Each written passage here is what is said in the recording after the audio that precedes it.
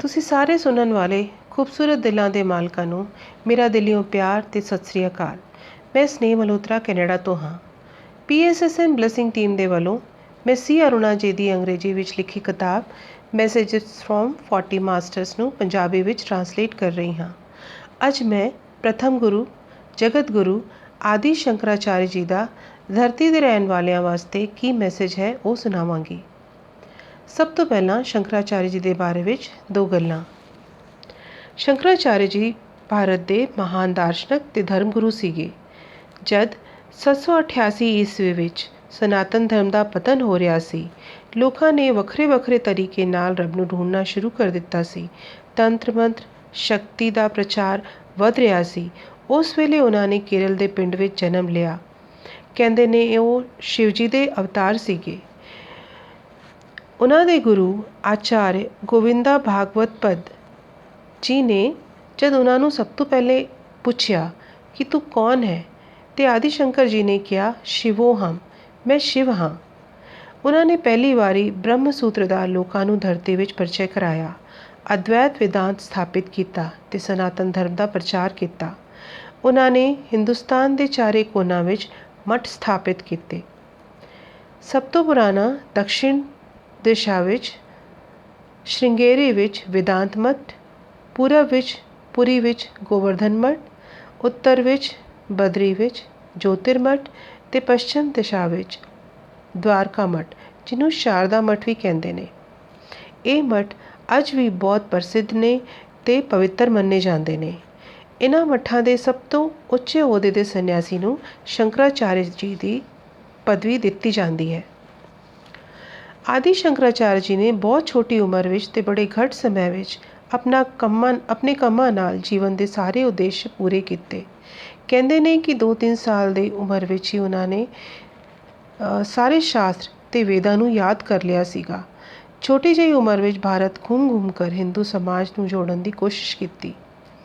ਸਿਰਫ 32 ਸਾਲ ਦੀ ਉਮਰ ਤੇ ਧਰਤੀ ਤੇ ਰਹਿ ਕੇ ਸੰਸਾਰ ਨੂੰ ਧੰਨ ਕਰਕੇ ਰੱਬ ਦੇ ਘਰ ਕੂਚ ਕਰ ਗਏ।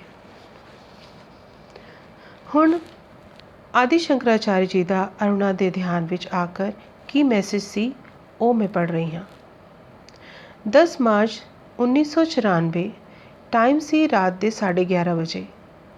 ਸ਼ੰਕਰਾਚਾਰਿਆ ਜੀ ਦਾ ਮੈਸੇਜ ਸੀ, value is a very important theme in any society. ਜਿਸ ਵੀ ਸਮਾਜ ਵਿੱਚ ਤੁਹਾਡਾ ਜਨਮ ਹੋਇਆ ਹੈ, ਉਸ ਦੇ ਮੂਲਾਂ ਨੂੰ, ਵੈਲਿਊ ਨੂੰ ਤੁਸੀਂ ਹਮੇਸ਼ਾ ਇੱਜ਼ਤ ਦਿਓ। ਆਪਣੇ ਰੀਤੀ ਰਿਵਾਜ ਸੰਸਕਾਰਾਂ ਨੂੰ ਨਾਲ ਲੈ ਕਰ ਸਮਾਜ ਵਿੱਚ ਚੱਲਣਾ ਚਾਹੀਦਾ ਹੈ। ਜਿਸ ਤਰ੍ਹਾਂ ਨੀਂਹ ਦੇ ਬਗੈਰ ਭਵਨ ਨਹੀਂ ਖੜਾ ਹੋ ਸਕਦਾ, ਉਸੇ ਤਰ੍ਹਾਂ ਸਾਡੇ ਵੈਲਿਊ, ਕਲਚਰ ਤੇ ਟ੍ਰੈਡੀਸ਼ਨ ਸਾਡੀ ਸੁਸਾਇਟੀ ਦੀ ਨੀਂਹ ਹੈਗੇ। ਜੇ ਤੁਸੀਂ ਆਪਣੇ ਮੂਲਾਂ ਸਿਸਟਮਾਂ ਦੇ ਨਾਲ ਰਲ ਮਿਲ ਕਰ ਨਹੀਂ ਰਹਿ ਸਕਦੇ, ਤੁਸੀਂ ਤਰੱਕੀ ਨਹੀਂ ਕਰ ਸਕਦੇ। ਤੁਸੀਂ ਆਪਣੀ ਜ਼ਿੰਦਗੀ ਦਾ ਅਸਲ ਮਜ਼ਾ ਨਹੀਂ ਲੈ ਸਕਦੇ, ਕਿਉਂਕਿ ਉਹ ਤਾਂ ਤੁਹਾਡੇ ਸਮਾਜ ਦੇ ਸੰਸਕਾਰਾਂ ਵਿੱਚ ਹੈ। ਤੁਸੀਂ ਇਹ ਕਹਿ ਸਕਦੇ ਹੋ ਕਿ ਅਸੀਂ ਕਿਸ ਤਰ੍ਹਾਂ ਇਹਨਾਂ ਪੁਰਾਣੇ ਰੀਤੀ ਰਿਵਾਜਾਂ ਨੂੰ ਲੈ ਕਰ ਚੱਲੀਏ ਤੇ ਤਰੱਕੀ ਵੀ ਕਰੀਏ। ਦੂਜੇ ਮੁਲਕਾਂ ਦੇ ਲੋਕੀ ਕਿੱਥੋਂ ਦੇ ਕਿੱਥੇ ਪਹੁੰਚ ਗਏ, ਅਸੀਂ ਉਹਨੇ ਪੁਰਾਣੇ ਰਿਵਾਜਾਂ ਨੂੰ ਫੜ ਕੇ ਬੈਠੇ ਰਹੀਏ। ਲੇਕਿਨ ਸ਼ੰਕਰਾਚਾਰਿਆ ਜੀ ਕਹਿੰਦੇ ਨੇ ਮੈਂ ਇਹ ਗੱਲ ਨਹੀਂ ਮੰਨਦਾ, ਕਿਉਂਕਿ ਕੋਈ ਵੀ ਮੁਲਕ ਕਿੰਨਾ ਵੀ ਤਰੱਕੀ ਕਰ ਲਵੇ, ਲੇਕਿਨ ਤੁਹਾਡਾ ਜਨਮ ਇਸ ਮੁਲਕ ਵਿੱਚ ਹੋਇਆ ਹੈ, ਇਸ ਦਾ ਮਤਲਬ ਇਹ ਹੈ ਕਿ ਤੁਸੀਂ ਆਪਣੇ ਰੀਤੀ ਰਿਵਾਜਾਂ ਨੂੰ, ਇੱਥੇ ਦੇ ਰੀਤੀ ਰਿਵਾਜਾਂ ਨੂੰ ਹੀ ਅਹਿਮੀਅਤ ਦੇਣੀ ਹੈ। ਨਹੀਂ ਤੇ ਤੁਸੀਂ ਇੱਥੇ ਪੈਦਾ ਹੀ ਨਹੀਂ ਹੁੰਦੇ, ਦੂਜੇ ਮੁਲਕ ਵਿੱਚ ਨਾ ਹੁੰਦੇ। ਉਹ ਅੱਗੇ ਕਹਿੰਦੇ ਨੇ ਕਿ ਇਨਸਾਨ ਕਿੱਥੇ ਜਨਮ ਲੈਣਾ ਹੈ, ਇਹ ਉਹ ਖੁਦ ਚੁਣ ਕਰ ਧਰਤੀ 'ਚ ਆਉਂਦਾ ਹੈ, ਕਿਸੇ ਦੀ ਜ਼ਬਰਦਸਤੀ ਦਾ ਨਾਲ ਨਹੀਂ। ਉਹ ਆਪਣੀ ਜ਼ਿੰਦਗੀ ਦਾ ਫਰੇਮਵਰਕ ਆਪ ਤਿਆਰ ਕਰਦਾ ਹੈ।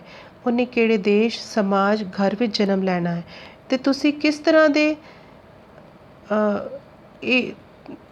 ਤਰ੍ਹਾਂ ਦੀ ਗੱਲ ਕਰਦੇ ਹੋ, ਇਹ ਕਿਸ ਤਰ੍ਹਾਂ ਕਹਿ ਸਕਦੇ ਹੋ ਕਿ ਤੁਹਾਡੇ ਮੂਲ ਤੁਹਾਨੂੰ ਪਸੰਦ ਨਹੀਂ। ਜੇ ਕੁਝ ਗਲਤ ਹੁੰਦਾ ਤਾਂ ਤੁਸੀਂ ਇਹ ਚੁਣਦੇ ਹੀ ਨਾ, ਔਰ ਜੇ ਤੁਸੀਂ ਚੁਣਿਆ ਹੈ ਤਾਂ ਤੁਹਾਡੇ ਵਾਸਤੇ ਜ਼ਰੂਰੀ ਹੋ ਜਾਂਦਾ ਹੈ ਕਿ ਉਹਦੇ ਵਿੱਚ ਰਹੋ, ਕਿਉਂਕਿ ਤੁਹਾਡੀ ਬਰਕਤ, ਤਰੱਕੀ ਤੇ ਅਧਿਆਤਮ ਦੀ ਉન્નਤੀ ਉੱਥੇ ਹੀ ਹੋਣੀ ਲਿਖੀ ਹੈ।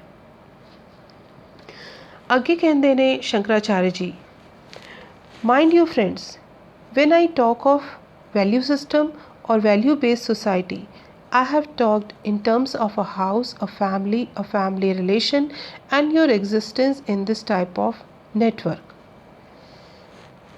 ਉਹ ਕਹਿੰਦੇ ਨੇ ਕਿ ਮੇਰੀ ਗੱਲ ਧਿਆਨ ਨਾਲ ਸੁਣੋ।